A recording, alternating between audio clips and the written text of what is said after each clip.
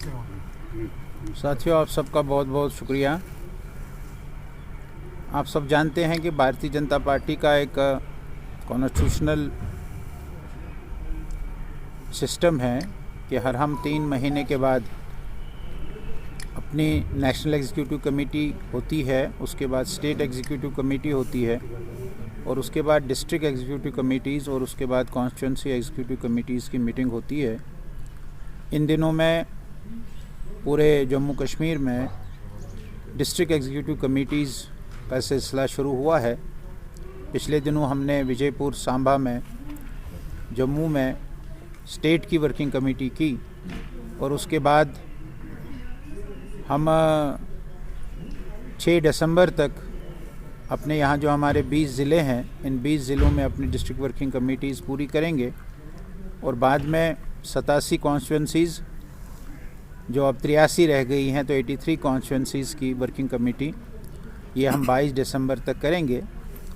In working committees में हम पिछले 3 महीने का लेखा जोखा, पार्टी के कार्यकर्ताओं ने क्या किया, इसका हिसाब किताब लेते हैं और अगले 3 महीनों में हमको क्या करना है इसकी भी जानकारी हम अपने कार्यकर्ताओं को देते हैं।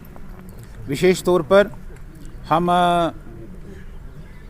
इस समय जो अगले 3 महीनों का काम हमारा है, जो पार्टी ने नेशनल लेवल पर तय किया है, वो हमको बूथ लेवल तक जाना है। तो हम कॉन्स्टिट्यूंसी से बूथ तक कैसे जा सकते हैं, ऐसी सारी व्यवस्थाएं हम अपनी 20 के 20 वर्किंग कमेटीज़ में करेंगे।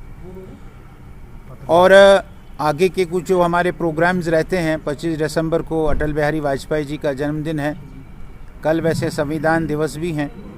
ऐसे आगे के हमारे कुछ कार्यक्रम जो हैं वो हम चर्चा करते हैं। प्रधानमंत्री जी की मन की बात जो हर महीने के आखिरी रविवार को होती है, उसमें पार्टिसिपेशन बढ़े, अधिक से अधिक स्थानों पर प्रधानमंत्री की मन की बात सुनी जाए, ऐसा भी हम इन मीटिंग्स में करते हैं।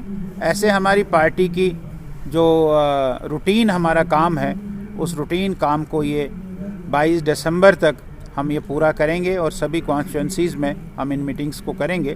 और उसी प्रकार आज हमारे श्रीनगर डिस्ट्रिक्ट की ये मीटिंग हो रही है। कल अनंतनाग की हुई है, हमारे प्रदेश अध्यक्ष जी भी यहाँ, रविंद्र रैना जी भी कश्मीर में हैं, तो 27 तारीख को कुपवाड़ा की होगी। और ऐसे ही ये सारी मीटिंग्स 6 तारीख तक जम्मू श्रीनगर के 10 ज़िलों में भी पूरी हो जाएगी। उसी मीटिंग के तहत आज हम यहाँ आए। गोल साहब, आपने कल बात की थी 370, जबकि कई साल बीत गए लेकिन अभी तक ये दावा जो है बिल्कुल दावा ही बना हुआ है। तो थोड़ा सा बताइए क्या लेटेस्ट अपडेट है स्टेट? नहीं, ऐसा है कि देखिए, मैंने कल भी कहा कि हमारे प्रधानमंत्री जी और हमारे होम मिनिस्टर ने फ्लोर ऑफ द हाउस में इस बात को दोहराया है कि ये जो स्टेटहुड है हमारी जम्मू कश्मीर की, वो वापस आ जाएगी। थोड़ा डिलिमिटेशन हो जाएगी चुनाव के नज़दीक या चुनाव के बाद, इस प्रकार की बात सरकार ज़रूर करेगी, ऐसा हमारा पूरा विश्वास है। वही बात मैंने कल भी कही। तो हमारे प्रधान जी ने, रविंद्र रैना जी ने उसका जवाब दिया है। आपने आज अखबारों में भी मैंने पढ़ा, यहाँ के लोकल पेपर्स में छपा है कि वो अब जिनका वो ख्वाब है, सपना है, उनको अब वो छोड़ना चाहिए।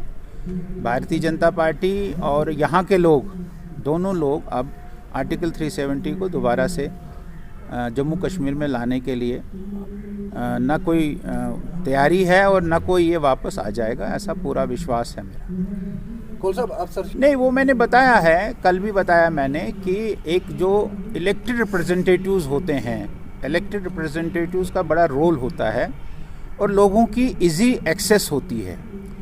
ब्यूरोक्रेट्स के पास लोगों की इजी एक्सेस नहीं होती है बनिस्बत की इलेक्टेड रिप्रेजेंटेटिव्स के पास। लेकिन आप देखते हैं कि यहाँ हमारे डीडीसी के मेंबरान चुन गए हैं, हर ज़िले का एक चेयरमैन है, डिप्टी चेयरमैन है, बीडीसी के चेयरमैन चुने गए हैं, सरपंच चुने गए हैं। ये भी एक रिप्रेजेंटेटिव है जो लोग उनके पास जाकर अपने काम को करवाते हैं। और पिछले कुछ दिनों में आपने देखा होगा कि जो हमारे डिस्ट्रिक्ट डेवलपमेंट बोर्ड के चेयरमैन्स हैं, उनकी ताकत और बढ़ गई है। शुरू में शायद इस कारण से नहीं थी कि अभी शुरुआत थी, लेकिन अब डिस्ट्रिक्ट डेवलपमेंट बोर्ड के चेयरमैन्स काफ़ी एक्टिव हो गए हैं। सरकार के साथ वो सीधी बात भी करते हैं, लोगों के साथ भी सीधी बात करते हैं। लेकिन असेंबली जब आती है और उसका जो मेंबर होता है वो भी एक रिप्रेजेंटेटिव होता है, वो रिप्रेजेंटेटिव भी काफ़ी पावरफुल होता है। और इसलिए मुझे लगता है कि थोड़ा इंतज़ार करना है, और इलेक्टेड रिप्रेजेंटेटिव आएगा तो लोगों की एक्सेस उसके साथ इजीली होती है। ब्यूरोक्रेट्स के साथ जैसे मैंने कहा कि कम होती है, इसलिए लोगों को थोड़ी तंगी ऐसा महसूस होता है। कौन साहब नहीं, ठीक है आपका, मैं उससे आपका सहमत हूँ कि भाई ये कोर्ट में है और कोर्ट का फैसला भारतीय जनता पार्टी उसको ओन करेगी। ऐसा नहीं है कि हम कोर्ट के खिलाफ हैं। कोर्ट जो फैसला देगी वो सबसे सर्वोपरि है।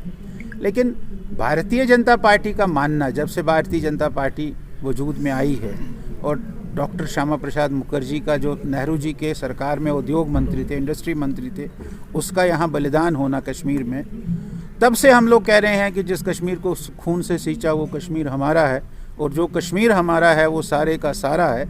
ये केरल का बीजेपी का आदमी भी नारा देता है और लद्दाख का भी बीजेपी का आदमी भी नारा देता है।